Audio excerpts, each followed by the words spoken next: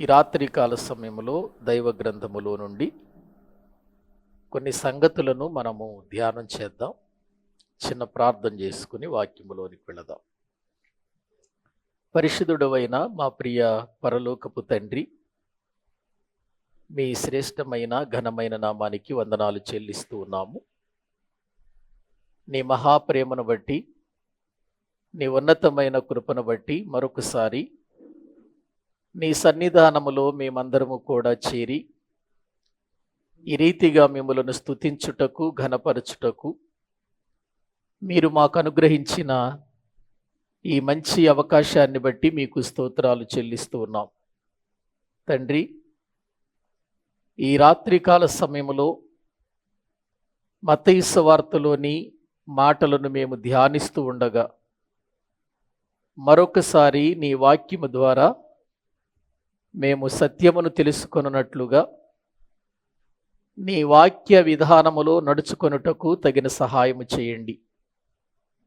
కృపలో మమ్మలను బలపరచమని, మీ సన్నిధిలో ప్రభువా మమ్మలను స్థిరపరచమని, నీ వాక్యము ద్వారా మా జీవితాలు జాగ్రత్త పరుచుకొని నీ కొరకు బ్రతుకున్నట్లుగా, నిత్య జీవాన్ని పొందుటానికి సిద్ధపడినట్లుగా సహాయము చేయండి. మా జీవితాలలో ఇంతవరకు మీరు చేసిన కార్యములను బట్టి మీకు స్తుతులు స్తోత్రాలు చెల్లిస్తూ, మా ప్రభువు మా రక్షకుడు మీ ప్రియకుమారుడైన యేసుక్రీస్తు ప్రభువు పేరట ప్రార్థించి వేడుకుంటున్నాము తండ్రి, ఆమేన్. మంచిది. ప్రభునందు ప్రియులారా, దైవ గ్రంథములో నుండి మనము గత కొన్ని దినాలుగా మత్తయి సువార్తను ధ్యానం చేస్తూ ఉన్నాము. మత్తయి సువార్త 12వ అధ్యాయములో మనమున్నాం. మత్తయి సువార్త 12వ అధ్యాయములో 38వ వచనము నుండి 42వ వచనం వరకు మనము చదువుకుందాము. మత్తయి సువార్త 12వ అధ్యాయము 38వ వచనము నుండి 42వ వచనం వరకు చదువుకుందాం. అప్పుడు శాస్త్రులలోను పరిసయ్యులలోను కొందరు, బోధకుడా, నీ వలన ఒక సూచక క్రియ చూడగోరుచున్నామని ఆయనతో చెప్పగా, ఆయన ఇట్లనెను, వ్యభిచారులైన చెడ్డతరము వారు సూచక క్రియను అడుగుచున్నారు. ప్రవక్త అయిన యోనాను గూర్చిన సూచక క్రియయే గాని మరి ఏ సూచక క్రియ అయినను వారికి అనుగ్రహింపబడదు. యోనా 3 రాత్రింబగళ్ళు తిమింగలము కడుపులో ఎలాగుండెనో అలాగు మనుష్య కుమారుడు 3 రాత్రింబగళ్ళు భూగర్భములో ఉండును.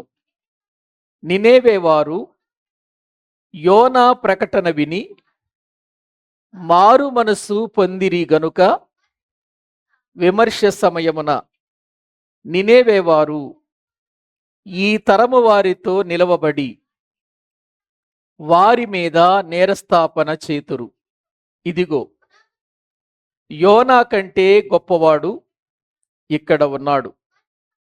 విమర్శ సమయమున దక్షిణ దేశపు రాణి ఈ తరము వారితో నిలవబడి వారి మీద నేరస్థాపన చేయును. ఆమె సొలొమోను జ్ఞానము వినుటకు భూమ్యాంతముల నుండి వచ్చెను. ఇదిగో, సొలొమోను కంటే గొప్పవాడు ఇక్కడ ఉన్నాడు. చాలండి.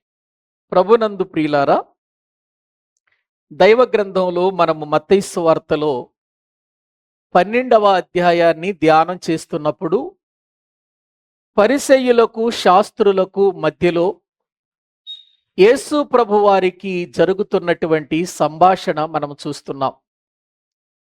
పరిసయ్యులు శాస్త్రులు వచ్చి యేసు ప్రభుని అడుగుతున్నారు. ఏమని? బోధకుడా, మాకొక సూచక క్రియ నీ వలన చూడాలని అనుకుంటున్నాము. ఒక సూచక క్రియ చెయ్యమని ప్రభువుని వారు అడుగుతున్నారు. అప్పుడు ప్రభువారేమన్నాడు? వ్యభిచారులైన చెడ్డతరము వారు సూచక క్రియను అడుగుచున్నారు అనే మాట పలుకుతున్నాడు. నిజంగా ఇక్కడ యేసు ప్రభువారు మాట్లాడుతున్న మాట మనము ఆలోచించినట్లయితే ఎందుకు ఈ మాట ప్రభువారు వాడారు? ఎందుకు వారిని ఇలా గద్దిస్తున్నాడు? వాళ్ళు ఏమన్నారు? ఒక సూచక క్రియ చెయ్యమన్నారు. మరి ఒక సూచక క్రియ చెయ్యమంటే వారి ఎదుట ఒక సూచక క్రియ చేయవచ్చు కదా. మరి సూచక క్రియ చెయ్యకుండా ఎందుకు ప్రభు వారిని వ్యభిచారులైన చెడ్డ తరము వారు అని అన్నాడు? ఏ తరము వారట వాళ్ళు? వ్యభిచారులైన చెడ్డ తరము వారు. ప్రియులారా, ఈ లోకములో మనము జ్ఞాపకము చేసుకుంటే తరము అనే మాట మనము ఆలోచిస్తే, ప్రియులారా, ఒక తరములో ఉన్నటువంటి ప్రజల యొక్క పరిస్థితి, ఒక తరములో ఉండేటువంటి ప్రజల యొక్క విధానం, ఒక తరములో ఉండేటువంటి ప్రజల ఆలోచనలు వేరువేరుగా మనకు కనబడుతున్నట్లుగా మనం దైవ గ్రంథంలో చూస్తున్నాం. ఎందుకంటే దేవుని వాక్యాన్ని మనము చూడగలిగితే బైబిల్ గ్రంథంలో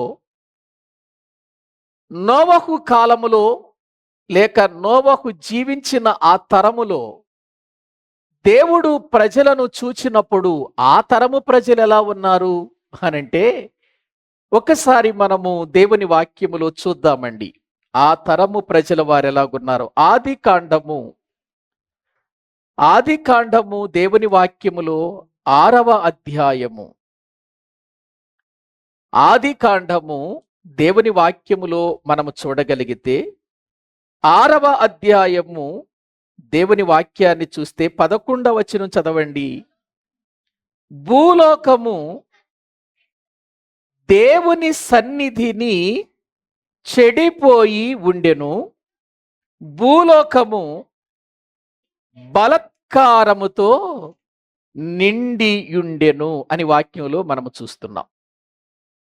ఏమండి, ఇక్కడ భూలోకము ఎలా ఉంది నోవహు కాలములో అంటే, నోవహు కాలములో నోవహు తరము ఎలా ఉంది? 7వ అధ్యాయం 1వ వచనం చూస్తే అక్కడ అంటాడు చూడండి, యెహోవా ఈ తరము వారిలో నీవే నా ఎదుట నీతిమంతుడవై ఉండుట చూచితిని అని అన్నాడు. నోవహుతో దేవుడు అంటున్నాడు, నోవహు, ఈ తరాన్ని నేను చూశానయ్యా, ఈ తరము ప్రజలను నేను చూశాను. ఈ తరము ప్రజలను చూస్తే ఎలాగున్నారంటే చెడిపోయి ఉన్నారు. చెడిపోయి ఉన్నారు. ఎందుకు చెడిపోయారు? ఎక్కడ చెడిపోయారు అని మనం ఆలోచిస్తే, భూలోకము దేవుని సన్నిధిని చెడిపోయి ఉండెను అనుంది కదా 11వ వచనంలో. ఎక్కడ చెడిపోయింది భూలోకం? దేవుని సన్నిధిని చెడిపోయింది. అంటే ప్రజల మధ్యలో దేవుని సన్నిధి ఉన్నా, ప్రజల మధ్యలో దేవుని కార్యాలు జరుగుతున్నా, ప్రజల మధ్యలో దేవుని మాట వినబడుతున్నా, ప్రజల మధ్యలో దేవుని స్వరము వినబడుతున్నా, ఆ తరానికి దేవుని మాట ఎక్కలేదు. చెడిపోయిన తరం. దేవుని సన్నిధి ఉన్నా కూడా ఏమైపోయారు? వాళ్ళు చెడిపోయారు. దేవుని స్వరము వినబడుతున్నా కూడా ఏమైపోయారు? చెడిపోయారు.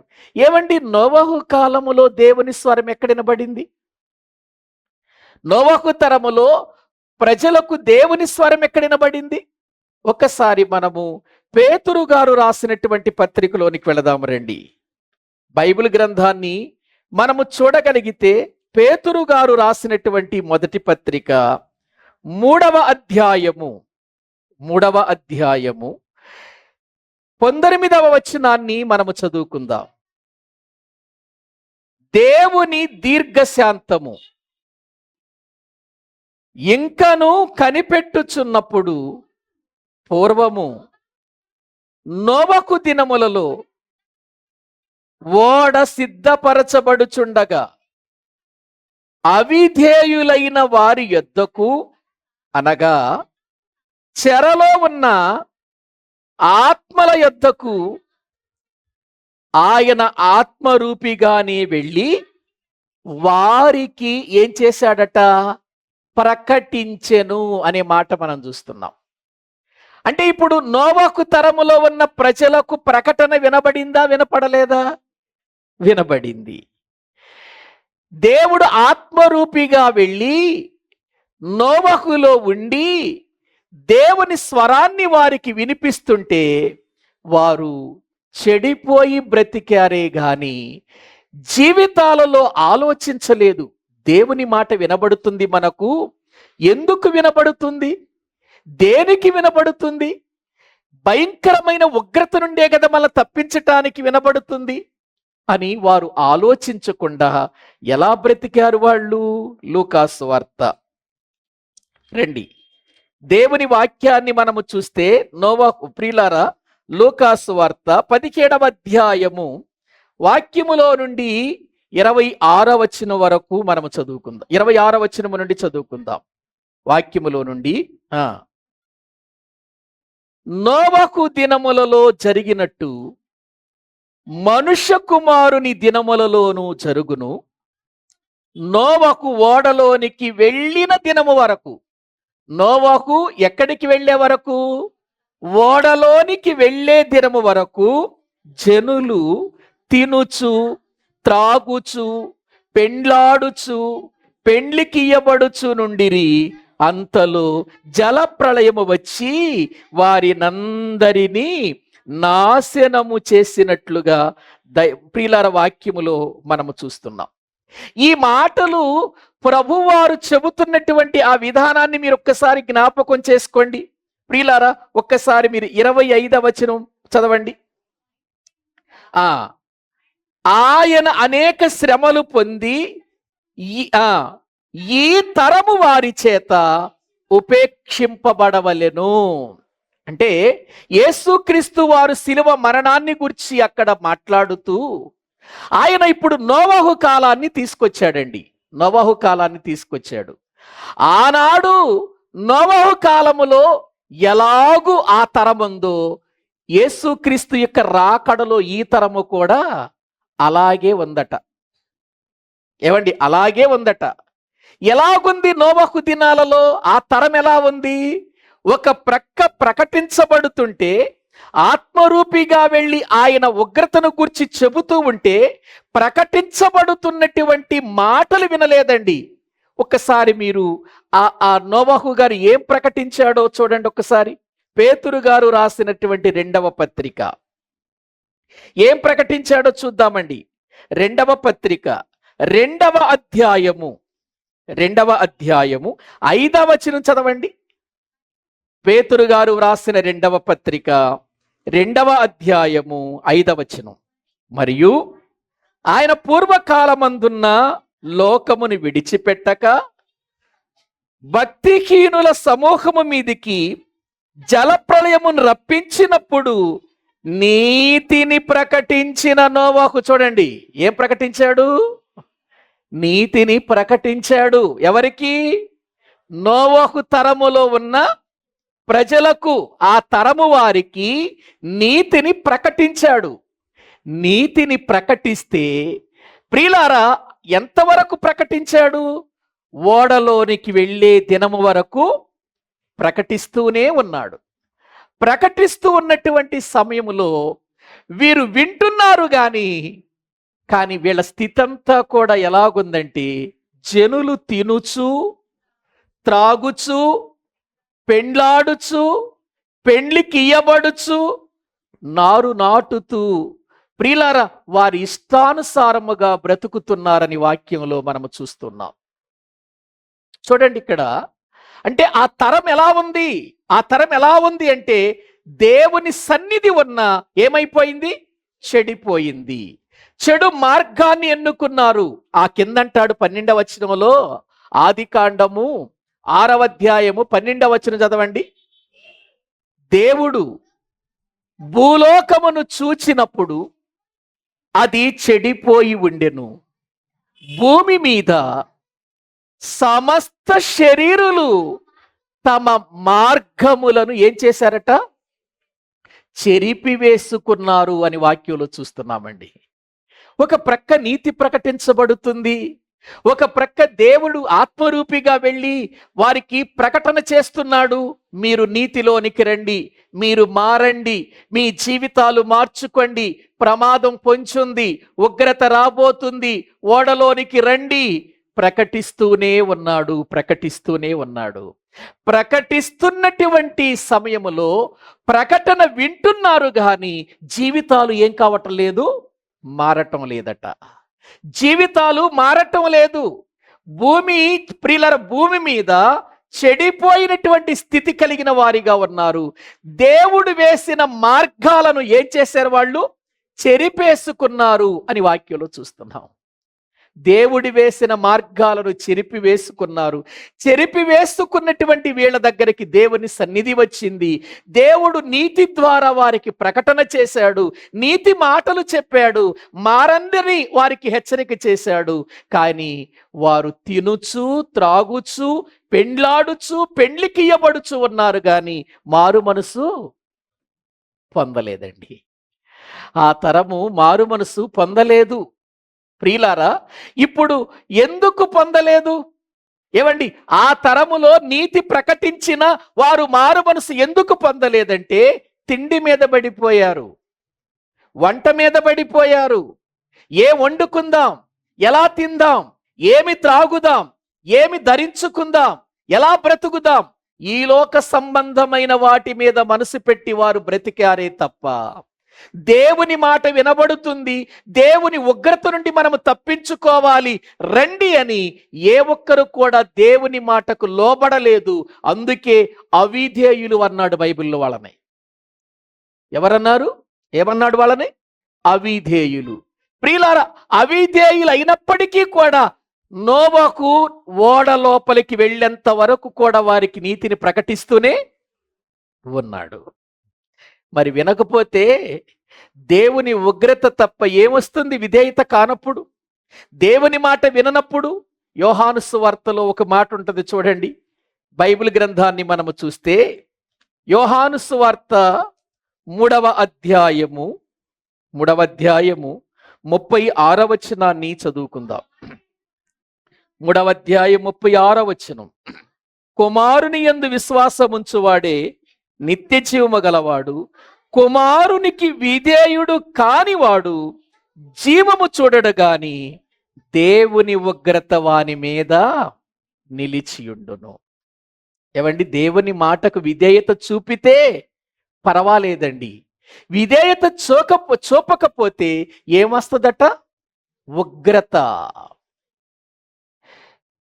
మాట చెప్పాడు మారమని, బ్రతుకు మార్చుకోమని చెప్పాడు, మారలేదు, విధేయులు కాలేదు వారు. ఆ తరము భూలోకములో ఏమైపోయింది చెప్పండి? చెడిపోయిందండి.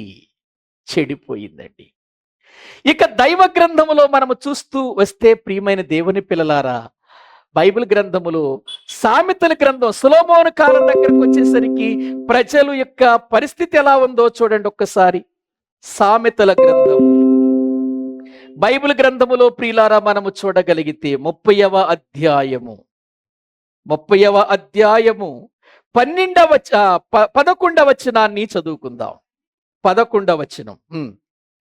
తమ తండ్రిని శపించుచు తల్లిని దీవించని తరము కలదు. ఈ తరం ఏ తరం? అదేమో చెడిపోయింది, ఎంత చెప్పినా వినల. ఆ తరం ఏ తరం? నోవహు కాలములో ఉన్న తరం. ప్రియులారా, చెప్పినా దేవుని మాట వినలేదు. ఇక సొలొమోను కాలానికి వచ్చేసరికి ఆ కాలములో ప్రజల యొక్క పరిస్థితి ఎలాగుందంటే, తమ తండ్రిని శపించుచు తల్లిని దీవించని తరమట. ఇదే తరం తల్లిదండ్రులను ఏమాత్రము ప్రేమించని తరం ఇది. ఏది? ప్రియులారా, సొలొమోను యొక్క కాలాన్ని మనము చూస్తే తండ్రిని ఏం చేస్తున్నారట? శపిస్తున్నారట. తల్లిని ఏం చేస్తున్నారట? దీవించని తరమే అంటే తల్లిదండ్రులను ఏం చేస్తున్నారు? శపిస్తున్నారు. బైబిల్ ఏం చెప్పింది? నీ తండ్రిని నీ తల్లిని సన్మానించుము అని చెప్పింది. తల్లిని తండ్రిని సన్మానించమంటే ప్రియులారా, బ్రతికుండగా కొంతమంది సన్మానించరు, చచ్చిపోయిన తర్వాత ఎక్కడ లేని ప్రేమలకు పోస్తూ ఉంటారండి కొంతమంది. ఏవండి, బ్రతికుండగా ఒక ముద్ద పెట్టరు, చనిపోయిన తర్వాత పెద్ద కటౌట్ పెట్టి అక్కడ ఒక పెద్ద ప్రియులార ఆ ప్లేట్ పెట్టి వీళ్ళకి పెట్టే భోజనాలని తీసుకెళ్ళి వాళ్ళకి పెడతారు. ఎక్కడ? ఫోటో దగ్గర పెడతారు. ఫోటో తినిద్దా వచ్చి. బ్రతికున్నప్పుడు ముద్ద పెట్టడు, చచ్చిపోయిన తర్వాత మాత్రం తీసుకొచ్చి అక్కడ ఏదో ప్రేమ ఉన్నట్లుగా ప్రేమ వలకబోస్తూ ఉంటారు. ప్రియులారా, బ్రతికి ఉన్నప్పుడు శపించి, బ్రతికి ఉన్నప్పుడు దీవించనటువంటి తల్లిదండ్రులను దీవించని ఈ తరం ప్రియులారా ఎంత ప్రమాదకరమైందో ఆలోచించండి. తల్లిని తండ్రిని సన్మానించేవాడు దీర్ఘాయుష్మంతుడవుతాడని ఉంది కదా బైబిల్లో. ఎఫెసీయులకు రాసిన పత్రిక 5వ అధ్యాయము ఒక్కసారి చూడండి. 6వ అధ్యాయము. తల్లిదండ్రులకు ఏమై ఉండమన్నాడు? విధేయులై ఉండుడి, ఇది ఏంటట? ధర్మం. ఎవరు చెప్పిన ధర్మం ఇది? దేవుడు చెప్పిన ధర్మం. ఏం చేయమని? తల్లిదండ్రులను వారికి విధేయులై ఉండండి, వారి మాట వినండి, వారి మాట ప్రకారము జీవించండి అని ప్రియులారా చెప్పినటువంటి ఆ మాట ధర్మంగా చెప్పేశాడు దేవుడు. ధర్మంగా చెప్పేశాడు, ఇది ధర్మం. మీ తల్లిదండ్రులకు విధేయులై ఉండుడి, ఇది ధర్మమే. నీకు మేలు కలుగునట్లు నీ తల్లిని తండ్రిని ఏం చేయమన్నాడు? సన్మానించుము, అప్పుడు నీవు దీర్ఘాయుష్మంతుడవగుదువు. ఇది వాగ్దానముతో కూడిన ఆజ్ఞలలో మొదటిది అని అన్నాడండి. ఏదండి? తల్లిదండ్రులకు విధేయులు అవ్వటం, తల్లిదండ్రులను సన్మానించటం. తల్లిదండ్రులను సన్మానించటం. తల్లిదండ్రులను సన్మానించటం అంటే శాలువా కప్పటమా? దండ ఇయటమా? మరేంటి సన్మానించటం అంటే? ఏవండి, వారికి గౌరవం ఇవ్వటం. తల్లిదండ్రులకు గౌరవం. ఏవండి, ఈ రోజున తల్లిదండ్రులకు గౌరవం కనబడుతుందా? సమాజంలో తల్లిదండ్రులకు గౌరవం ఎక్కడ కనబడుతుంది? ఈ రోజున గౌరవం లేదు. తల్లిదండ్రులను ఎలా పడితే అలా మాట్లాడేటువంటి తరము, తల్లిదండ్రులను ప్రియులారా ప్రేమించని తరం, తల్లిదండ్రులను దీవించని తరం, తల్లిదండ్రులను శపించే తరం. ఈ తరాన్ని మనము చూస్తున్నామండి. మొన్నటి దినాన్న ప్రియులారా పేపర్లో ఒక విషయాన్ని చదివాను నేను. తల్లి తాగటానికి డబ్బులు ఇవ్వలేదని నిద్రపోతున్నటువంటి తల్లిని కత్తితో మెడగోసేశాడు కొడుకు. దేనికి? త్రాగటానికి డబ్బులు ఇవ్వలేదని నిద్రపోతున్నటువంటి తల్లిని మెడకోసేశాడండి కొడుకు. ఏ సమాజం అండి ఇది? ఆలోచించండి. ఇటువంటి మాటలు వింటున్నప్పుడు రేపు మన పరిస్థితి ఏంటా అనేటువంటి ఆలోచన కలుగుతుంది కదా మనకి. సమాజంలో ప్రియులారా, బ్రతికున్నప్పుడు సన్మానించాలి, బ్రతికి ఉన్నప్పుడు ప్రేమించాలి తల్లిదండ్రులను, బ్రతికి ఉన్నప్పుడు గౌరవించాలి, బ్రతికి ఉన్నప్పుడు విధేయులము కావాలి. ఇది ధర్మం. చచ్చిపోయిన తర్వాత మనం ఏం చెప్పుకున్నా వాళ్ళు వినరు. వింటారా? చనిపోయిన తర్వాత మా నాన్న పేరటండి నేను ఊరు మొత్తానికి భోజనాలు పెడతానని అన్నాడు అనుకో, ఏంటి ప్రయోజనం చెప్పండి? దేనికి ప్రయోజనం? వాళ్ళ నాన్నకి ఏమన్నా ప్రయోజనమా? ఆయనేం ఏడుస్తూ చచ్చిపోయాడు. అయ్యో నా పిల్లలు నన్ను చూడట్లేదు అని బాధతో చచ్చిపోయాడు. అయ్యో నన్ను అనాథాశ్రయాల్లో పడేశారని వేదనతో చచ్చిపోయారు వాళ్ళు. అయ్యో నన్ను ఇంట్లో నుంచి తరిమేశారని బాధతో చచ్చిపోయారు. చనిపోయిన తర్వాత మాత్రం ఎక్కడ లేని వల్లమాలిన ప్రేమ మాత్రం వచ్చేస్తుందండి కొంతమందికి. అది దేవుడు అంగీకరించడు. అది దేవుడు ప్రేమించడు. నువ్వెన్ని చేసినా చనిపోయిన తర్వాత. అది దేవుని ధర్మం కాదు. దేవుని ధర్మం ఏంటి? వాళ్ళు బ్రతికి ఉండగానే, వాళ్ళు సజీవులుగా ఉండగానే వారిని ప్రేమించాలి, వారికి విధేయులు కావాలి, వారిని దీవించాలి, వారిని గౌరవించాలి, వారిని సన్మానించాలి. అప్పుడు నీకు మేలు కలుగుతుంది. మేలు కలుగుతుంది. అందుకే ఇక్కడ ఏమంటున్నాడు, సొలొమోను గారి కాలానికి వచ్చేసరికి తరం ఎలా అయిపోయింది? అక్కడేమో భూలోకములో ఆ తరము దేవుని సన్నిధిని ఏమైపోయింది? చెడిపోయింది. ఆ తర్వాత తమ మార్గములన్నీ కూడా ఏం చేసుకున్నారు? చెరిపేసుకున్నారు. చెరిపేసుకున్న అవిధేయులని వీళ్ళ దగ్గరికి నీతి వెళ్ళింది, ప్రకటించబడింది. అయినా వాళ్ళు ఏమైనా మార్పు చెందారా? మార్పు చెందలేదు. ప్రియులారిక అలా మనము చదువుకుంటూ వస్తే సొలొమోను కాలం దగ్గరకు వచ్చేసరికి పరిస్థితులు ఎలా ఉన్నాయంటే, ఇక తల్లిదండ్రుల మీద తిరుగుబాటు చేసేవాళ్ళు, తల్లిదండ్రులను ప్రేమించని వారు, తల్లిదండ్రులకు విధేయులు కాని వారు. ప్రియులార గమనించండి. ఒకసారి ఒక ఆమె నా దగ్గరకు వచ్చింది ఏడుస్తూ. ఏంటమ్మా అంటే, ఏం చెప్పనయ్య గారు, పరిస్థితులు చాలా దారుణంగా ఉన్నాయి. ఏంటమ్మా అంటే, ఏమి లేదు, నాకిద్దరు కూతుళ్ళు ఉన్నారు. వారికి కష్టపడి పనిచేసి డబ్బు సంపాదించి ఎలాగో కట్టమిచ్చి పెళ్లి చేసాం. ఇప్పుడు వాళ్ళు పెళ్ళైన తర్వాత వచ్చి అది కావాలి, ఇది కావాలి, అది కావాలి, ఇది కావాలని అడుగుతున్నారు. మా దగ్గర లేవంటే వాళ్ళు అంటున్న మాట ఏంటో తెలుసా? మాకు పెట్టని వాళ్ళు ఎందుకు కన్నారు? మమ్మల్ని చూడని వాళ్ళు ఎందుకు కన్నారు అంటున్నారట. ఏవండి, వాళ్ళు కన్నారా? దేవుడిచ్చాడా? వాళ్ళు కావాలని నిన్ను తెచ్చుకున్నారా? వాళ్ళు కావాలని నిన్ను తెచ్చుకున్నారా? దేవుడు అనుగ్రహించాడు. దేవుడు అనుగ్రహించిన పిల్లలని ఆనందంతో పెంచారు నిన్ను. ఏవండి, నీకు బాధ కలిగినప్పుడు, నువ్వు ఏడుస్తున్నప్పుడు, నీకు కష్టం వచ్చినప్పుడు, నువ్వు దుఃఖములో ఉన్నప్పుడు, నువ్వు వేదనతో ఉన్నప్పుడు, నీ కోసం ఎన్ని కష్టాలు పడ్డారో, ఎన్ని బాధలు పడ్డారో, ఎంతగా నిన్ను పెంచారో, వారి కడుపులు ఎన్నోసార్లు కాల్చుకొని నీ కడుపు నింపారో, ఇదేమన్నా జ్ఞాపకం వస్తుందా పిల్లలకి? సమాజానికి జ్ఞాపకం వస్తుందా? అది రావటం లేదండి. ప్రియులారా, వారి జీవితాలలో మేము పెద్దవారం అయిపోయాం, మాకిక తిరుగులేదు, మేము ఏదైనా చెయ్యొచ్చు, ఏదైనా మాట్లాడవచ్చు అని అనుకొని తల్లిదండ్రులను ఎదిరిస్తున్నారు, తల్లిదండ్రుల మీద తిరుగుబాటు చేస్తున్నారు. నేను ఒక విషయం చెప్పనా? ఈ లోకములో మనము తల్లిదండ్రులను ప్రేమించకపోతే రేపు మన పిల్లలు మనల్ని ప్రేమించరన్న విషయం గుర్తించండి.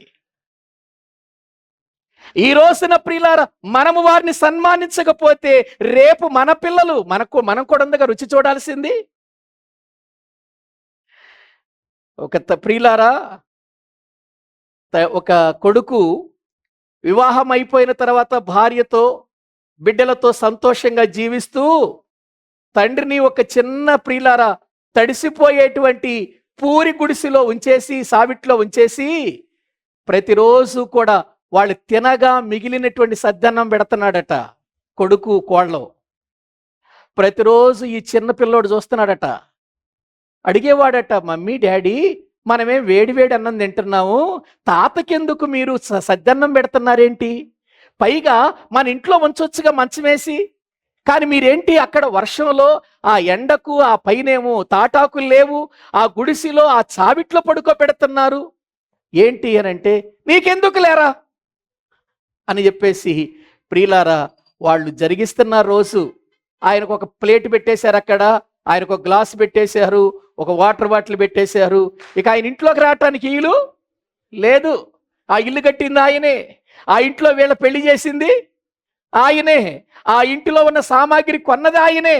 కానీ ఇప్పుడు ఇంట్లో ఉండటానికి ప్రియులారా అవకాశం లేక బయట ఆయన సావిట్లో పడుకోబెట్టారు.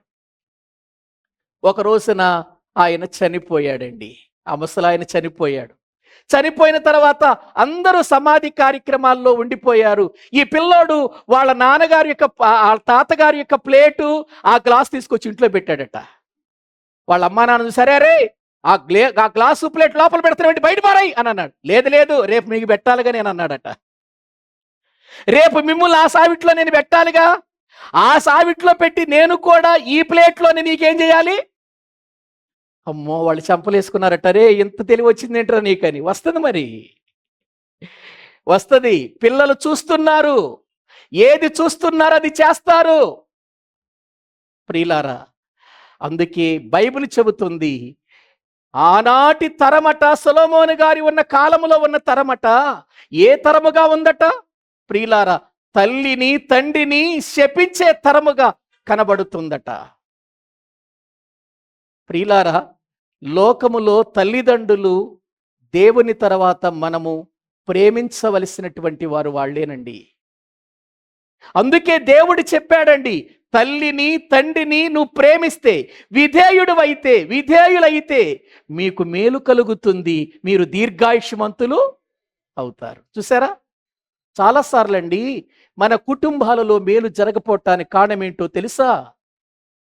ఎన్నో కుటుంబాలలో చాలాసార్లు చాలా మంది బాధపడటానికి కారణం ఏంటో తెలుసా?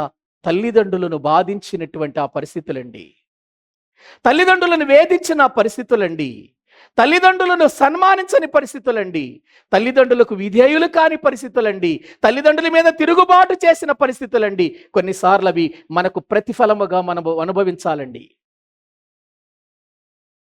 ఇప్పుడు రండి, సొలొమోను గారి యొక్క కాలములో ఆ తరము తమ తండ్రిని శపించుచు తల్లిని దీవించని తరము కలదు. తమ దృష్టికి తాము శుద్ధులై తమ మాలిన్యం నుండి కడగబడని వారి తరము కలదు. ఇంకొక తరం కనబడుతుంది ఇక్కడ. తమ దృష్టికి తాము ఎటువంటి వాళ్ళట? శుద్ధులు, కానీ మాలిన్యం మాత్రం అట్లాగే ఉండిపోద్ది, కడగబడదు. మాలిన్యం కడగబడదు. కొంతమంది జీవితాలు చూడండి, మేము శుద్ధులమే, మేము పరిశుద్ధులమే, మేము దిద్దుకోవలసిన అవసరం ఏమీ లేదు, మేము వాక్యం విని మేము వాక్యానికి లోబడాల్సిన అవసరం ఏమీ లేదు, మేము సరి చేసుకోవలసిన అవసరం లేదు అని అంటారు. అసలు మనం వచ్చేదే ఎందుకు వాక్యం దగ్గరికి? ఏమండి, దిద్దుకోవటానికిగా, సరి చేసుకోవటానికిగా. నేను శుద్ధుణ్ణి అని నువ్వు అనుకున్నావంటే అసలు అదే నీ జీవితంలో పెద్ద మాలిన్యం. కొంతమంది అట్లాగే ఉంటారండి, నాకంటే శుద్ధులు ఎవరు, నాకంటే పరిశుద్ధులు ఎవరు, నాకంటే నీతిమంతులు ఎవరు, నాకంటే నీతిగా బ్రతుకుతున్న వాళ్ళు ఎవరు అని అనుకుంటారు. నేనేమంటానంటే, అలా నువ్వు అనుకున్నావంటే నువ్వు మాలిన్యంతో ఉన్నావు అని అర్థం. తమ దృష్టికి తాము శుద్ధులే, కానీ దేవుని దృష్టిలో ఎలా ఉన్నారు వీళ్ళు? తమ మాలిన్యము కడగబడని స్థితిలో ఉన్నారు. ఇదొక తరం అండి, ఇది తరం. వీళ్ళు ఎంత చెప్పినా మార్పు రాదు వీళ్ళకి, ఎంత చెప్పినా దిద్దుకోరు, ఎంత చెప్పినా సరి చేసుకోరు. నాలో ఏముంది, నేనేం తప్పు చేశాను, నేనేం పొరపాటు చేశాను, నా జీవితంలో ఏం లోపం ఉంది అని మాట్లాడుతూ ఇతరులకే లోపం ఉంది కానీ నాకు లేదన్నట్టుగా మనము అనుకుంటాం. వాక్యం ఏం చెబుతుంది? ఒకని మార్గము ఒకనికి యథార్థముగా కనబడును గాని తొదకు అది ఏం కలిగిస్తుంది? అవునండి, ప్రియమైన దేవుని పిల్లలారా, ఈ భూమి మీద మాలిన్యము కలిగిన లోకములో బ్రతుకుతున్నాం. మాలిన్యము లేదు అని మనం అనుకోకూడదు. మాలిన్యము ఉంది అని దేవుని వాక్యం మన హెచ్చరిక చేస్తున్నప్పుడు మాలిన్యం కడుక్కుంటే మంచిది. మాలిన్యం కడుక్కొని శుద్ధుడు అవ్వవు. శుద్ధుడు అనుకుని మాలిన్యం పెట్టుకుంటే అది ఎంత దౌర్భాగ్యమైన పరిస్థితి అండి. నేనే శుద్ధుణ్ణి, నేనే పరిశుద్ధుణ్ణి, మిగిలిన వాళ్ళంతా పరిశుద్ధులు కారు అన్నట్లుగా మనము జీవించకూడదు. దేవుడు సహించడు ఇటువంటివి, దేవుడు ఓర్చుకోడు. ఎందుకంటే ఒకనాడు మనం ఆయన ఎదుట నిలబడినప్పుడు మన స్థితి తెలుస్తుందండి, మన జీవితం తెలుస్తుందండి, మన బ్రతుకు తెలుస్తుందండి. ఆ రోజు నీకు మనం చేసేది ఏముండదు, ఇక ఆ రోజే ఉండదు. ఏదన్నా చెయ్యాలిస్తే, ఏదైనా దిద్దుకోవాల్సి వస్తే, ఏదైనా సరి చేసుకోవాల్సి వస్తే ఎక్కడే మళ్ళీ ఇది దాటి వెళ్ళిపోయిన తర్వాత ఇక అవకాశం లేదు. ప్రియమైన దేవుని పిల్లలారా, ఆలోచించండి. అందుకే నేను శుద్ధుణ్ణి, నాలో ఏ మాలిన్యం లేదు అని మనం అనుకోకూడదు. పౌలు గారు లాంటి గొప్పవాడు ఏమన్నాడో తెలుసా? నాలో పాపము ఏలుచున్నది, పాపమునకు నేను అమ్మబడిన వాడనైపోయాను అని అంటున్నాడు. అంతటి వాడే. మళ్ళీ అతడు అంటాడు, ఇతరులకు ప్రకటించిన తరువాత నేను భ్రష్టుణ్ణైపోతానేమోనని నా శరీరమును లోపరుచుకొని దానిని నలగా కొడుతున్నానన్నాడు. అంటే భూమి మీద ఉన్నంత వరకు నలగొట్టాలి. ఎట్లా? సుత్తి తీసుకుని కాదు, వాక్యముతో. వాక్యముతో నలగొట్టుకోవటం అంటే అర్థం ఏంటి? లోపము లేకుండా జాగ్రత్త పడటం, సరి చేసుకోవటం, ఎక్కడికెక్కడ ప్రియులారా శరీరమును మన స్వాధీనములోనికి తెచ్చుకొని వాక్యానుసారముగా దాన్ని జీవింపజేయటం, దాన్ని నలగొట్టుకోవటం అంటే. తమ దృష్టికి తాము శుద్ధులై తమ మాలిన్యము కడగబడని తరము. ఇది ఇంకొక తరం. ఇంకొక తరం చూద్దాం రండి, తర్వాత చదవండి. కన్నులు నెత్తికి వచ్చిన వారి తరము కలదు, వారి కనురెప్పలు. ఇదే తరం. కన్నులు నెత్తికి రావటం ఏంటి? ఏమండి, కన్నులు నెత్తికి వచ్చిన వారి తరం అట. ఏమండి, నేను చెప్పట్లేదండి, మీరు నా మీద కోప్పడద్దు. నేను చెప్పే మాటలు కాదు ఇవి. ఎక్కడున్న మాటలు ఇవి? వాక్యంలో ఉన్న మాటలండి. కన్నులు నెత్తికి వచ్చినాయట. ఇదొక తరం. ఏమండి, అప్పుడప్పుడు అంటాం, ఏంట్రా పలకరీట్లేదేంటి, చూసి కూడా చూడనట్టు వెళ్ళిపోతున్నావు, కళ్ళు పైకి వచ్చినాయి అంటాం. చూసారా? నెత్తికొచ్చాయి కొంతమంది జీవితాలలో అవసరతలు తీరిపోయిన తర్వాత ప్రియులారా కన్నులు నెత్తికొచ్చేస్తాయి. కొంత డబ్బు చూసేసరికి కళ్ళు నెత్తికొచ్చేస్తాయి. కొంచెం చదువు చూసి ప్రియులారా వచ్చేసరికి నెత్తికొచ్చేస్తాయి కన్నులు. లేకపోతే పక్క వాళ్ళకంటే కూడా కొంచెం పెద్ద ప్రియులారా బిల్డింగ్ కట్టుకుంటే కన్నులు నెత్తికొచ్చేస్తాయి. కన్నులు నెత్తికి రావటం అంటే అర్థం ఏంటి? ఇక్కడ వస్తాయని కాదు అర్థం, పరిశుద్ధాత్మ నిత్య వస్తాయని కాదు, అది కాదు దాని అర్థం. కన్నులు నెత్తికొచ్చినాయి అంటే ప్రియులారా ఎవరిని లెక్క చెయ్యకుండా గర్వంగా బ్రతికే బ్రతుకుని అలా అంటారు. అందరికీ చూసారా? ఇక కన్నులు నెత్తికి వచ్చిన వాడికి వాక్యం ఎక్కుతుందా? నాకేంటయ్యా, డబ్బుంది, ఆస్తుంది, అంతస్తులున్నాయి, పేరు ప్రఖ్యాతులున్నాయి, 10 మందిలో మంచి స్థితి ఉంది, నాకెందుకు ఇక దేవుని వాక్యంతో నేను సరి చేసుకునేదేంటి? నేను సరైన జీవితం నాకు లేకపోవటం ఏంటి? నేనే కదా అని నేను అనేటువంటి అహంతో బ్రతుకుతారు. చూసారా? వాళ్ళని ఏమంటారంటే కన్నులు నెత్తికి వచ్చిన తరం. కన్నులు నెత్తికి వచ్చిన తరం అండి. ప్రియమైన దేవుని బిడ్డలారా, నెత్తికి రాకూడదు కళ్ళు మనకే. దేవుడు ఎక్కడ పెట్టాడో అక్కడే ఉంటే బాగుంటాయి కళ్ళు. ఎలా ఉంచాడో అలాగే ఉంటేనే బాగుంటాయి మన కళ్ళు. నెత్తికి రాకూడదు. ప్రియమైన దేవుని బిడ్డలారా, మనము ఈ విషయములో దేవుడు ఏదిచ్చినా దేవా నీకు స్తోత్రం అనంటూ లోకములో తగ్గింపుతో బ్రతకాలే తప్ప, దేవుని స్తుతిస్తూ బ్రతకాలే తప్ప, అయ్యా నీ సన్నిధిలో నేను ధీరుడను, నా జీవితం నీవు నడిపిస్తున్నావని మనము మన తోటి వారిని ప్రేమిస్తూ మన తోటి వారి ఎడల ప్రేమ కలిగిన వారమై ప్రియులారా విధేయత కలిగిన జీవితాన్ని జీవించాలి. అదే ప్రభు మనకు చెప్పాడు. మీకు దీన మనసు కావాలా? నా యొద్దకు రండి, నా కాడు ఎత్తుకొని మీరు నేర్చుకోండి అన్నాడు యేసు ప్రభు వారు. మత్తయి సువార్త 11:29 చదవండి ఒకసారి ఆ వచనం. మత్తయి సువార్త 11వ అధ్యాయం 29వ వచనములో యేసుక్రీస్తు లాంటి వాడే ఏమన్నాడో చూద్దాం. నేను సాత్వికుడను, దీన మనసు కలవాడను గనుక మీ మీద నా కాడి ఎత్తుకొని నా యొద్ద నేర్చుకొనుడి, అప్పుడు మీ ప్రాణములకు విశ్రాంతి కలుగుతుంది. ఏమి నేర్చుకోమంటున్నాడు యేసు ప్రభువారు నా దగ్గరకు వచ్చి?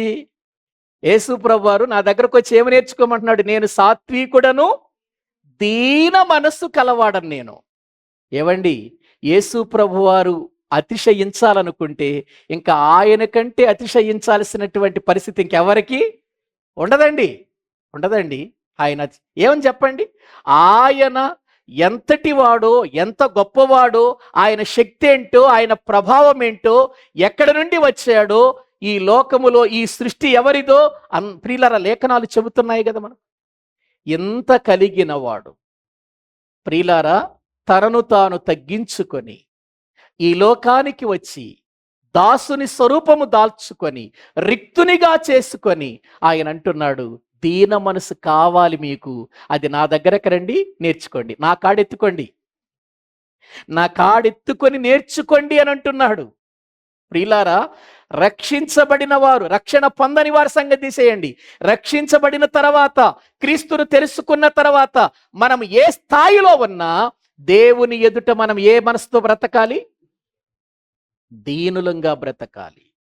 దావీదు లాంటి వాడే నేను దీనుడను అని అన్నాడు.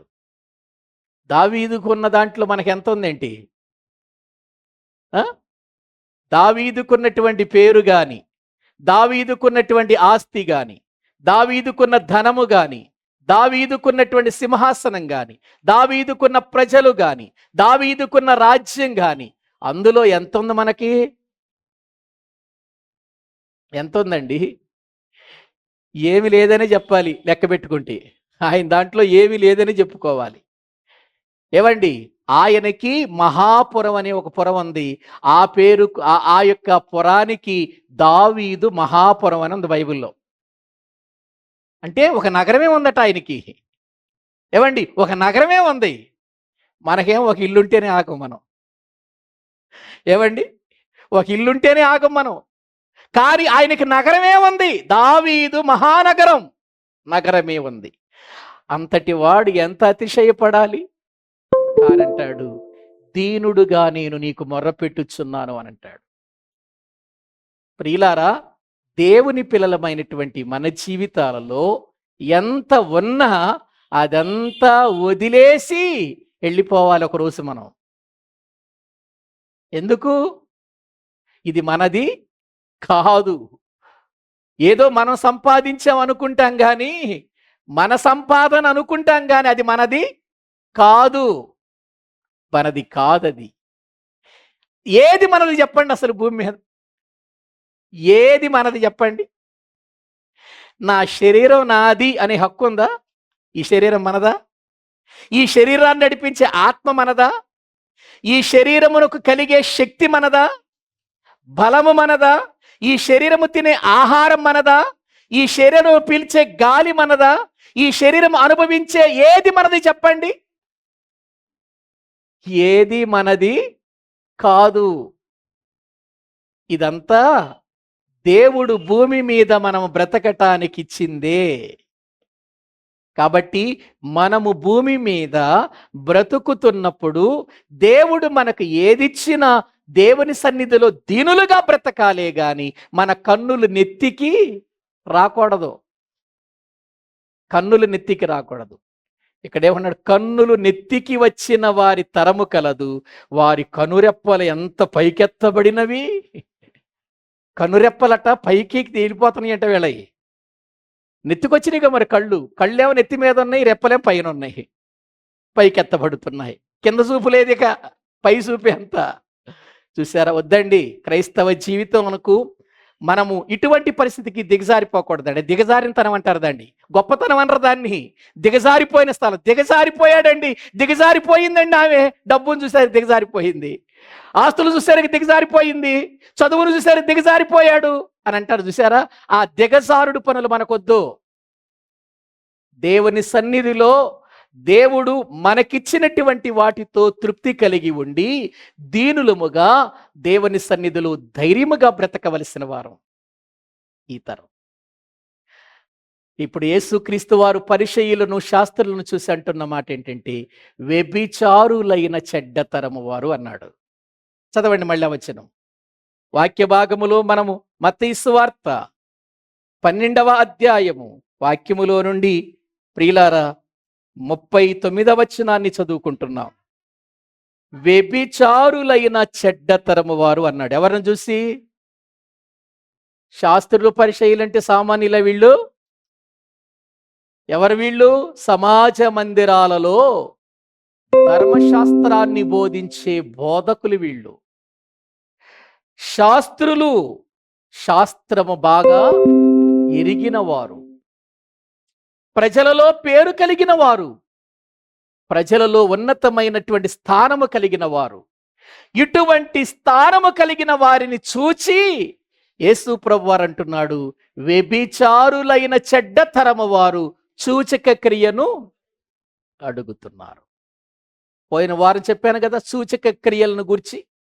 ఏవండి, సూచక క్రియను అడుగుతున్నారు. ధర్మశాస్త్రం తెలిసిన, వాక్యము తెలిసిన, వాక్యాన్ని బోధించే వీళ్ళు ఏమడుగుతున్నారండి? సూచక క్రియలు. సూచక క్రియల కోసం మనము దేవుని దగ్గరకు రాకూడదని, మనము దేవుని దగ్గరకు రావలసింది మరొకటి ఉందని పోయిన వారం మనం చెప్పుకున్నాం. ఇవన్నీ కూడా మన జీవితములో ఆలోచించాలి. మనము కూడా ఈరోజు రక్షణ పొందిన తర్వాత, వాక్యం తెలిసిన తర్వాత, వాక్యములో ఎదుగుతూ దేవునిలో ఫలిస్తూ బ్రతకవలసినటువంటి మనము కూడా సూచక క్రియలు కావాలయ్యా, సూచక క్రియలు కావాలయ్యా అంటూ వీటి మీదే ఆధారపడితే మనం కూడా ఈ తరములోకి వెళ్ళిపోతాం. ఏ తరములోకి? వ్యభిచార తరములోనికి వెళ్ళిపోతాం. అదేంటండి? సూచక క్రియ అడిగినందుకు వీళ్ళని వ్యభిచారులైన చెడ్డతరం అంటున్నాడేంటి? అవును, మరి ఏశావును కూడా వ్యభిచారి అన్నాడు కదా, అన్నాడా? చూడండి ఒకసారి హెబ్రీయులకు రాసిన పత్రిక, దేవుని వాక్యములో ప్రియులారా మనము చూడగలిగితే ఏమన్నాడో ఒకసారి మనము వాక్యములో చూద్దామండి. వాక్యములో 12వ అధ్యాయము 16వ వచనము నుండి చదువుకుందాం. 12వ అధ్యాయం 16వ వచనం. ఒక పూట కూటి కొరకు తన జ్యేష్ఠత్వపు హక్కును అమ్మివేసిన ఏశావు వంటి భ్రష్టుడైనను వ్యభిచారి అయినను ఉండునేమో అనియు జాగ్రత్తగా చూచుకొనుడి. ఏశావు ఆ తర్వాత ఆశీర్వాదం పొందగోరి కన్నీళ్లు విడుచుచు దానికోసరము శ్రద్ధతో వెదికినను మారు మనసు పొందనవకాశము దొరకక విసర్జింపబడినని మీరెరుగుదురు గదా హెబ్రీలారా. హెబ్రీలకే కదా రాస్తుంది ఈ పత్రిక. హెబ్రీలతో మాట్లాడుతున్నాడు. హెబ్రీలారా, మీకు ఏశావు గురించి తెలియదా? ఏశావు ఒక్క పూట కూటి కొరకు ఏమైపోయాడు? తన జ్యేష్ఠత్వాన్ని విలువ లేకుండా అమ్మేశాడు. విలువైన జ్యేష్ఠత్వాన్ని అమ్మేశాడు. దేనికోసం? ఒక పూట కూటి కొరకు. ఆ పూట కూడేమన్నా బిర్యానీనా? ఏమన్నా మటనా? ఏమన్నా చేపలా? ఏమండి, కాదే. ఎర్ర ఎర్రగా ఉన్నటువంటి చిక్కుడుకాయల కూరకు జ్యేష్ఠత్వాన్ని అమ్మేశాడా? దేవుడిచ్చిన ఆ జ్యేష్ఠత్వం యొక్క విలువేంటో, ఆ హక్కేంటో, దాని యొక్క పరిస్థితి ఏంటో తెలియనటువంటి రీతిలో ప్రియులారా ఆకలిని తట్టుగా ఒక పూట అన్నం లేకపోతే బ్రతకడా? ఒకరోజు అన్నం లేకపోతే బ్రతకడా? ఆలోచించ. ఒక విషయం చెప్పనా? అసలు ఏశావు యాకోబు తల్లిదండ్రులు ఒకే కుటుంబంగా వేరుగుంటున్నారా? ఒక ఇంట్లోనే ఉంటున్నారు కదా. ఒక ఇంట్లో ఉన్నప్పుడు తల్లిదండ్రులు వంట చేస్తే వెళ్ళి ఏసుకు తినే అధికారం లేదా ఏశావుకి? ఉందా లేదా? ఉంది కదా. యాకోబుని అడగాల? వెళ్ళి యాకోబుని అడగాల? అడగవసరం లేదే. వెళ్ళిపోయి ఏసుకు తినొచ్చు, అధికారం ఉంది. కానీ ఏశావు వెళ్ళి అడగటం, ఆ కూర నాకు కూడా పెట్టమని అడగటం, యాకోబేమో జ్యేష్ఠత్వం అడగటం, అసలు అవన్నీ ఒక విచిత్రమైనటువంటి విధానంలో మనకు కనబడతాయి. చూడండి, లోపలికి వెళ్ళి తినగలిగినటువంటి అర్హత ఉన్నప్పటికీ కూడా అతడు ప్రియులరు వెళ్ళిపోయి యాకోబుని అడగటం, యాకోబు జ్యేష్ఠత్వాన్ని అడిగినప్పుడు ఏశావు ఏమనాలి? ఈ ఆహారం మనందరిది కదా, నాకు కూడా హక్కు ఉంది కదా, నేను కూడా తినటానికి అవకాశం ఉంది కదా, అదేంటి జ్యేష్ఠత్వం అడుగుతున్నావేంటి? జ్యేష్ఠత్వాన్ని అడగటంలో నీ ఉద్దేశం ఏంటి? ఒక పూట కూడేంటి, జ్యేష్ఠత్వం ఏంటి, దీనికి దానికి లింక్ పెడుతున్నావేంటి అని ఏమైనా ఆలోచించాడా? ఏమైనా మాట్లాడాడా? లేదండి. ముసలివాడిని అయిపోతున్నాను లేరా, నాకెందుకు, తీసేసుకో. ఎంత తేలిగ్గా ఇచ్చేశాడు చూడండి, ఎంత తేలిగ్గా ఇచ్చాడు. ప్రియులారా, దీనికోసం కడుపులో పోరాడాడు కదా. ఒకవేళ యాకోబునే జ్యేష్ఠుడిగా పుట్టిస్తే ఏంటి పరిస్థితి? పోరాడినా కూడా దేవుడు తన లెక్క ప్రకారం, తన ప్రణాళిక ప్రకారం ఏశావే జ్యేష్ఠుడిగా వెళ్ళాలి, ఆ హక్కు ఆయనే పొందుకోవాలన్నాడుగా. అనుకునేగా ఏశావును భూమి మీదకి రప్పించింది. అది తెలియాలిగా, అది ఎరగాలిగా, కానీ ఎరగలేదు. అందుకే అతన్ని ఏమన్నాడంటే, దేవుని సంగతులను గుర్తించక, దేవుని విషయాలను ఎరుగక, దేవుని పద్ధతిని తెలుసుకోక, దేవుడు చెప్పినటువంటి విధానాన్ని అనుసరించక అతడు తప్పిపోయాడు కనుక, దేవునికి దూరమైపోయాడు గనుక, ఆశీర్వాదానికి దూరమైపోయాడు గనుక, మారు మనసుకు దూరమైపోయాడు గనుక అతన్ని ఏమన్నాడంటే వ్యభిచారి. ఒక్క పూట కూటి కొరకు తన జ్యేష్ఠత్వమును అమ్మివేసిన ఏశావు లాంటి భ్రష్టుడు అని అన్నాడు. భ్రష్టుడు. అటువంటి భ్రష్టులు ఒకవేళ మీలో ఉండినేమో, ఉన్నారేమో, జాగ్రత్తగా చూసుకోండి అంటున్నాడు. చూసారా, మీలో ఉన్నారేమో హెబ్రీలారా. ఏశావు సంగతి మీ అందరికీ తెలుసు కదా. అటువంటి వ్యభిచారి, అటువంటి భ్రష్టుడు మీలో ఉన్నాడేమో తెలుసుకోండి. మీరు తెలుసుకొని ఆయనలాగా బ్రతకండి. ఆ తర్వాత వచ్చిదిలే అదే ఆశీర్వాదం, తర్వాతలే తర్వాతలే తర్వాతలే అంటూ నిర్లక్ష్యం చేస్తూ, ఆశీర్వాదం అంతా పోయిన తర్వాత వెళ్ళిపోయి నాకు ఆశీర్వాదం కావాలని శ్రద్ధ పెట్టాడు, కన్నీళ్లు కార్చాడు, ఏడ్చాడు. దొరికిందా? విసర్జింపబడిన ఉంటుంది చూడండి అక్కడ. మారు మనసు పొంద అవకాశం లేక ఏం చేయబడ్డాడు? విసర్జింపబడినని మీరెరుగుదురు అని అంటున్నాడు. ప్రియులారా, వ్యభిచారము అనంటే దేవునికి దూరమైపోవటమే ఆధ్యాత్మికమైన వ్యభిచారం.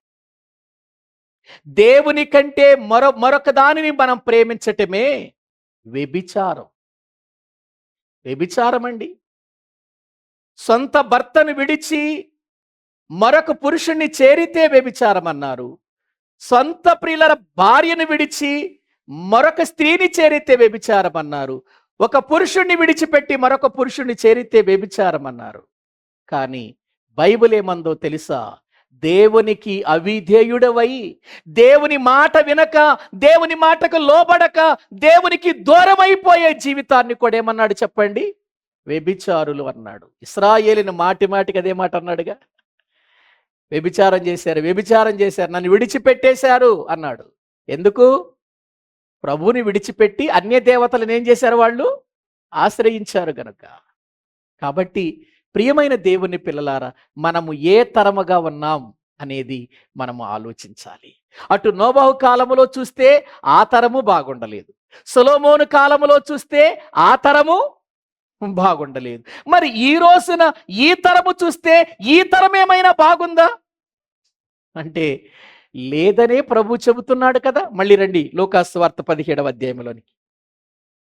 నోవహు కాలాన్ని గుర్తు చేస్తూ ఆయన చెప్పినటువంటి మాటలను ప్రియులారా మనము జ్ఞాపకం చేసుకుందామండి. వాక్యములో నుండి 26వ వచనం, 17:26. నోవహు దినములలో జరిగినట్టు మనుష్య కుమారుని దినములలోను జరుగును.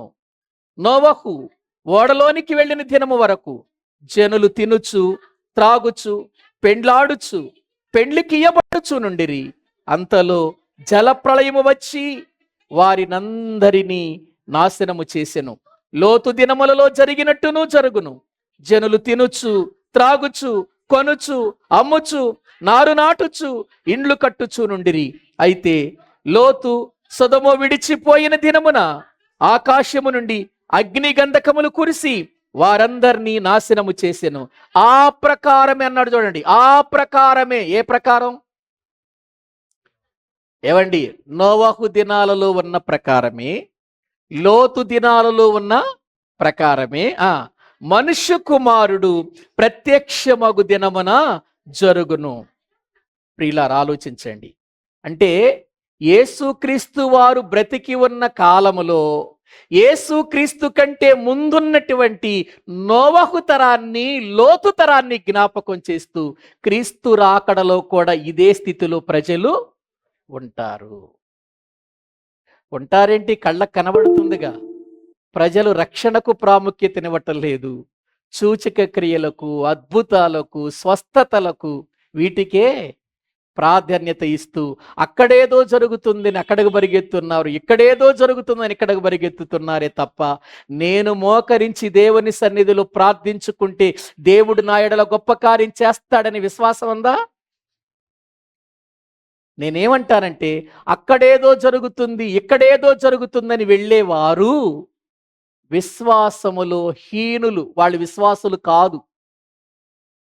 ఎందుకంటే యేసు ప్రభువారు ఆయన చెప్పాడు కదా, ఇదిగో అక్కడ క్రీస్తున్నాడు ఇక్కడ క్రీస్తున్నాడు అని చెబుతారు, మీరు నమ్మొద్దన్నాడుగా. మళ్ళీ చదవండి ఆ వచనం, మత్తయి సువార్త 24వ అధ్యాయము 24వ వచనం. మత్తయి సువార్త 24వ అధ్యాయము 24వ వచనం. అబద్ధపు క్రీస్తులను అబద్ధపు ప్రవక్తలను వచ్చి సాధ్యమైతే ఏర్పరచబడిన వారిని సైతము మోసపరుచుటకై వీళ్ళు కూడా సూచక్రియలు చేస్తారు. అబద్ధపు క్రీస్తులు, పేరుకు క్రీస్తులే, పేరుకు ప్రవక్తలే, కానీ వీళ్ళు అబద్ధపు ప్రవక్తలు, అబద్ధపు క్రీస్తులు. క్రీస్తు పేరుతోనే వస్తారు. మేము అద్భుతాలు చేస్తాం క్రీస్తు పేరటని, మేము అద్భుతాలు చేస్తాము, మేము ప్రభు పేరటనే వస్తారు. యేసు ప్రభు పేరుతోనే వస్తారు, క్రీస్తు పేరుతోనే వస్తారు, వేరొక పేరుతో రారు వీళ్ళు. అదేమనంటే దేవుడు మాకిచ్చిన వరం, మాకిచ్చిన పిలుపు అంటూ రకరకాలైన మాటలు. అసలు దేవుడు ప్రియులారా ఆలోచించాలి మనం. దేవుడిని అందరినీ ఒకే రకంగా పిలిచాడా? ఒక్కొక్కరు ఒక్కొక్క రకంగా పిలుస్తాడా? ఒక ఆయన అంటున్నాడులే, నీ పిలుపు వేరు నా పిలుపు వేరు ఆళ్ళ పిలుపు వేరు అన్నారా? బైబిల్ ఎక్కడనుందా? బైబిల్లో ఏముందో చూడండి. బైబిల్లో ఈ మాటలు అక్కడే ఉంచి ఎఫెసీయులకు రాసిన పత్రిక దేవుని వాక్యములు బైబిల్లో ఏముందో చూద్దాం రండి. 4వ అధ్యాయము 4వ వచనం నుండి చదవండి. శరీరం ఒక్కటే ఆత్మయు ఒక్కడే, ఆ ప్రకారమే మీ పిలుపు విషయమైన ఒక్కటే నిరీక్షణ యందుండుటకు పిలువబడితిరి. ప్రభు ఒక్కడే, విశ్వాసం ఒక్కటే, బాప్తిసం ఒక్కటే, అందరికీ తండ్రి అయిన దేవుడు ఒక్కడే.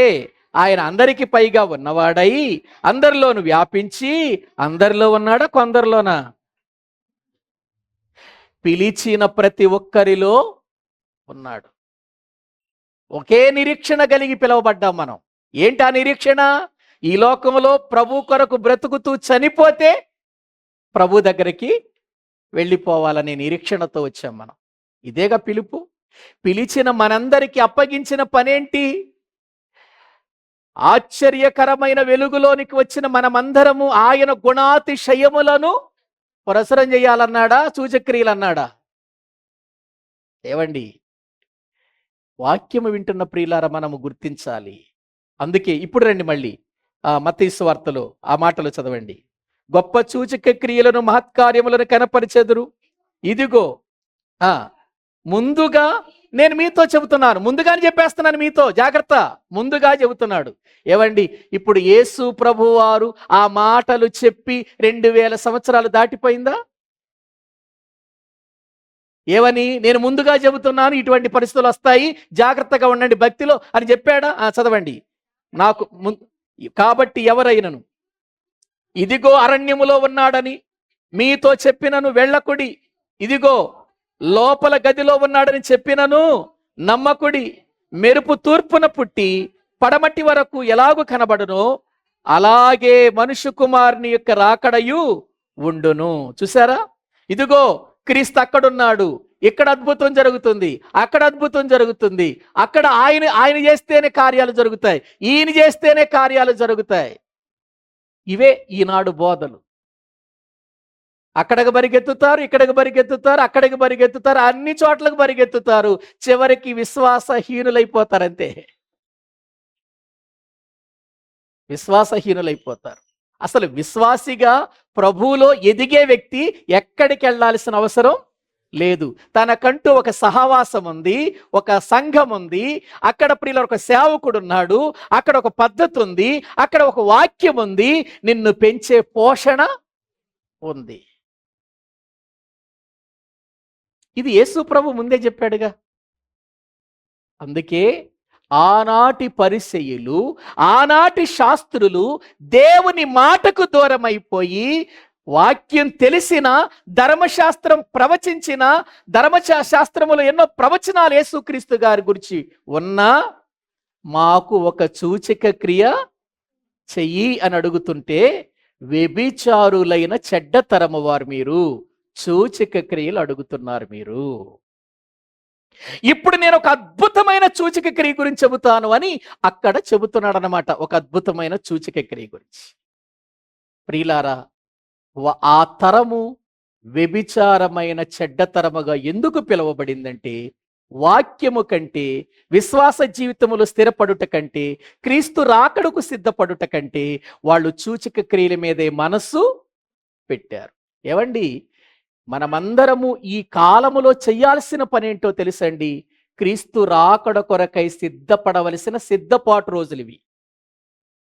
సూచక క్రియల మీద, అద్భుతాల మీద, వేటి మీదో మనము ఆధారపడాల్సిన దినాలు కాదు ఇవి. యేసుక్రీస్తు ఎప్పుడొస్తాడో ఆయనతో నేను వెళ్ళిపోవటానికి రెడీగా ఉండాలి అని వెలిగించుకున్న దీపాలతో, సిద్ధపడిన దీపాలతో, కన్యకల వలె, బుద్ధిగల కన్యకల వలె రెడీగా ఉండాలి ఎప్పుడొస్తాడని. నువ్వు సూచక్రియల మీద, వీటి మీద నీవు ఆధారపడితే, విశ్వాస జీవితం లేకుండా, వాక్యం లేకుండా నువ్వు ఎలా వెలిగించబడతావు? ఎలా ప్రభు కొరకు సిద్ధపడతావు? ఎలా ప్రభు సన్నిధిలో ప్రియులారా ఆయన రాకడ నువ్వు ఎదుర్కొంటావు? కాబట్టి మనం చాలా జాగ్రత్తగా ఆలోచించాలి. ఈ చివరి దినాల్లో చాలా జాగ్రత్తగా ఆలోచించాలి. దేవునికి కావలసింది ఏదో గొప్ప మంద కాదు, ఆయన కావలసింది సిద్ధపడిన కొంతమంది కావాలి. ఎప్పుడైనా సరే అదేనండి, బైబిల్ గ్రంథములో ప్రభు చెప్పిన మాటలు కూడావే. ఏర్పరచబడిన వారు, ప్రియులారా పిలువబడిన వారు ఎందరో, కానీ ఏర్పరచబడిన వారు కొందరే. దేనికోసం? నిత్య జీవం కోసం. నువ్వు పిలువబడిన వారిలో కాదు ఉండాల్సింది, ఏర్పాటు చేయబడిన సిద్ధపాటుతో జీవించే కొందరిలో ఉండాలి మనం. కాబట్టి జనాలను చూసి మోసపోకండి. వాక్యంలో ఎదుగుతూ, ఫలిస్తూ మనము దేవుని సన్నిధానములో జీవించవలసిన దినాలు, క్రీస్తు ఎప్పుడొస్తాడో తెలియదు గనుక సిద్ధపడవలసిన దినాలు, శరీర సంబంధమైన వాటి మీద ఆధారపడే దినాలు కాదివి. ఆత్మ సంబంధులముగా ఆత్మ సిద్ధము చేసుకొని ప్రభు ఎప్పుడొచ్చినా, మనం ఎప్పుడు పోయినా నిత్య జీవాన్ని సంపాదించుకునే వారిగా మనం ఉండాలి. అదే ప్రభు చెబుతున్నాడు. పరిసయ్యులారా, శాస్త్రులారా, మీరు సమాజ మందిరములో ధర్మశాస్త్రోపదేశకులుగా, శాస్త్రులుగా వాక్యాన్ని బోధిస్తున్నారే, ధర్మశాస్త్రంలో ఏం చెప్పబడింది? లేఖనాలు ఏం చెప్పబడ్డాయి? ఈ లేఖనాల గురించి ఆలోచించకుండా మీరేంటయ్యా సూచక్రియల మీద పడ్డారు? వ్యభిచారులైన చెడ్డతరముగా మారిపోయారేంటి మీరు అని ప్రభువు మాట్లాడుతున్నాడు. కాబట్టి మనము నోవహు కాలములో ఉన్న తరములో ఉండకూడదు. ఏవండి, సొలొమోను గారి కాలములో ఉన్నటువంటి తరాలలో కూడా మనము ఉండకూడదు. ప్రియులారా, యేసుక్రీస్తు రాకడలో ప్రియులారా నోవహు దినాలలో ఉన్న ప్రజల యొక్క తరము లాంటి తరములో కూడా మనము ఉండకూడదు. మనం ఎలా ఉండాలంటే, ఈ తరము వారిలో నీవే నీతిమంతుడుగా నా ఎదుట కనిపించావు అన్నాడే. ఎవరిని గురించి? నోవహును గురించి. ఆ లిస్టులోకి వెళ్ళిపోవాలి మనం. ఆ లిస్టులోనికి వెళ్ళినప్పుడే నోవహు ఉగ్రత నుండి తప్పించబడ్డాడు. మనం కూడా రాబోయే ఉగ్రత నుండి ఏం చేయబడతాం? తప్పించబడతాం. ఆ తరములోకి వెళ్ళి వాక్యానుసారముగా నీతి విషయమై నీతి వాక్యములు పెరుగుతూ ప్రభు కొరకు బ్రతుకుదాం. ప్రభు ఈ మాటలు దీవించునుగాక. తలలు వంచండి, ప్రార్థన చేసుకుందాం. తలలు వంచండి, ప్రార్థన చేసుకుందాం. పరిశుద్ధుడైన తండ్రి, ప్రేమ కలిగిన మా ప్రభువా, మీ వందనాలు చెల్లిస్తూ ఉన్నాము. నీ మహాప్రేమను బట్టి, నీ ఉన్నతమైన కృపను బట్టి మత్తయి సువార్త ధ్యానాలలో ఎన్నో సంగతులు, ఎన్నో విషయాలు మీ వాక్యము ద్వారా మాకు తెలియచేస్తున్నారు నాయన. మేము ఈ లోకములో బ్రతికే ఈ జీవితం కోసం అందరము కూర్చుందాము. మా బ్రతుకులను అప్పగించక నాయన, పరలోకానికి చేరుకునేటువంటి మనసు కలిగిన వారమై పిల్లలకు ఆత్మీయ జీవితములో సిద్ధపడి ఎప్పటికప్పుడు మమ్ములను మేము వాక్యము ద్వారా సరిచూసుకుంటూ, సరిదిద్దుకుంటూ పరిపూర్ణతలో జీవించటానికి సహాయము చేయండి.